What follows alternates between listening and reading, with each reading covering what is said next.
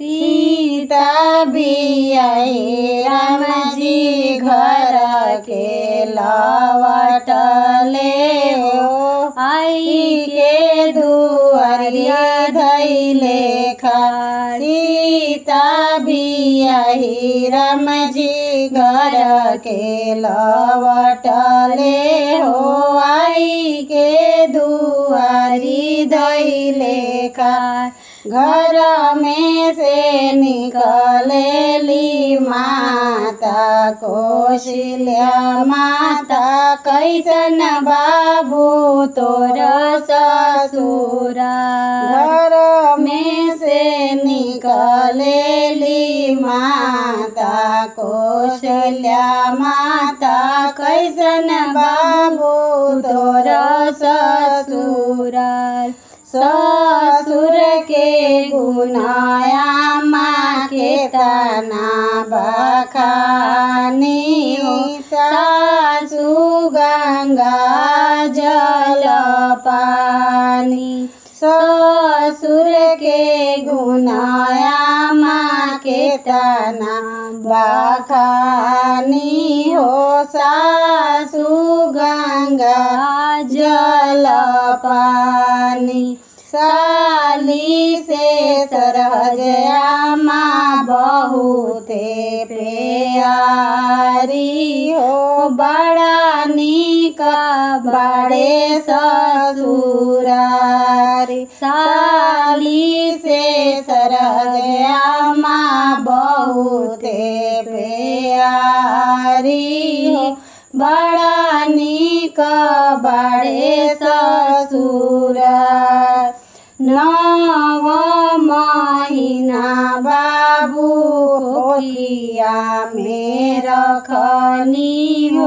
साल भर दूधवा पियाई। 9 महीना बाबू कोखिया में रखनी हो। साल भर दूधवा पियाई। पालिए पोसिए बाबू कईनी बियावा हो। कबहू ना कइल बड़ाई।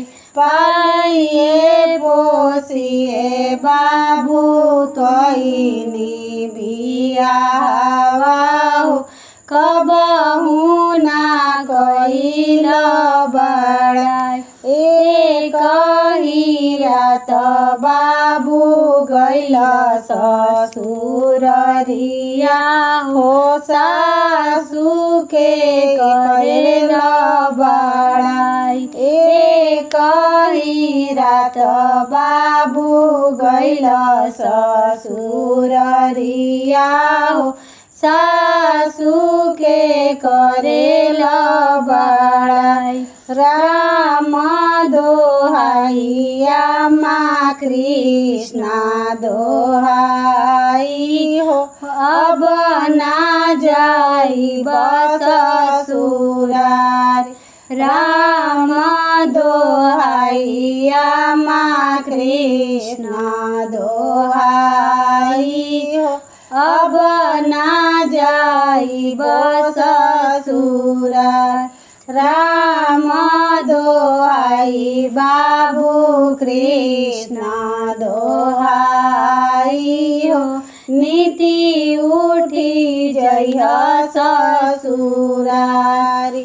राम दोहाई बाबू कृष्णा दोहाई हो।